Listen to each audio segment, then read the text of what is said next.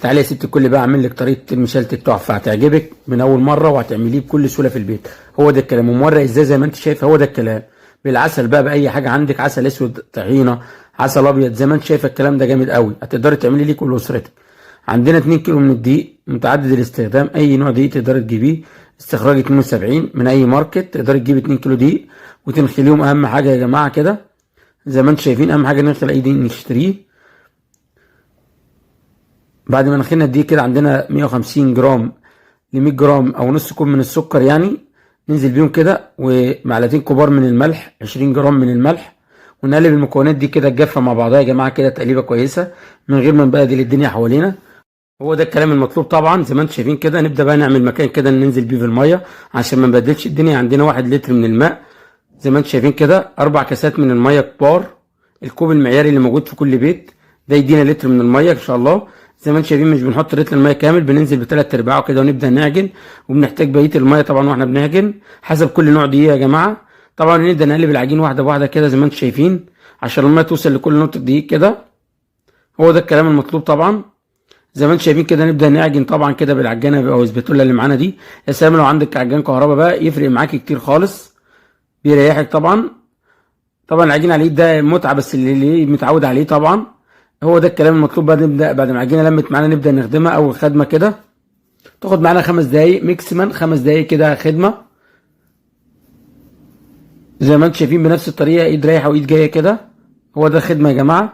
نبدا نقطعها في نفس البلاستيكيه اللي عجننا فيها قطع صغيره كده، ونبدا بقى نقسمها تنسيمه ميه خفيفه ونغطيها بكيس لمده ربع ساعه. بعد ربع ساعه يا جماعه بنبدا نخدمها الخدمه الاخيره كده عشان ما يكونش فيها تخريزات عجين او دقيق يعني. نبدا نخدمها الخدمه كده. وصلنا لمرحله العجان بالظبط يا جماعه كده. كده وصلنا لمرحله العجان في العجين، تاخد معانا 5 دقايق كمان. بعد ال5 دقايق بقى بنبدا نفردها طبعا، نبططها كده تبطيطه صغيره ونغطيها بكيس، هنسيبها تريح لمده ربع ساعه على الرخامه. بعد ربع ساعه طبعا يا جماعه بنفردها، بننسم الرخامه تنسيم الدقيق كده خفيفه. العجينه ريحت معانا، بننزل بالعجينه بنشيلها من الكيس، ونبدا بقى نبطط في العجينه كده تبطيطه صغيره، ونفردها بالنشابه بتاعتنا او الشبك بالطول كده بسمك بسمك نص سنتي كده. طبعا عندنا 500 جرام من الزبده اللي هو نص كيلو من الزبده جنبنا، سايحينه كده من غير نار ولا اي حاجه، سايبينه يفك كده في الجو اللي احنا فيه ده، يفك معانا. طبعا بعد ما فردنا العجينه زي ما انتم شايفين الزبده اللي جنبنا سايحه نص كيلو كامل يا جماعه. لو عايز تزود شويه مش مشكله. طبعا نفرد الزبده بتاعتنا كده باي حاجه عندنا كده، نفرد على العجينه كلها يا جماعه وعلى الاطراف. هو ده الكلام المطلوب. نبدا بقى نرول العجينه يا جماعه كده نعملها زي الساندوتش، نرول العجينه كده واحده بواحده بالتناسق.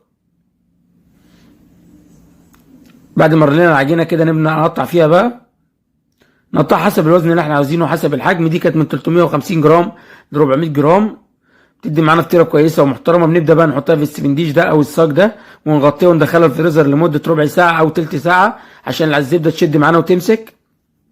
وبعد كده نطلعها نفرتها طبعا يا جماعه عشان نكورها بنفس الشكل اللي انتم شايفينه.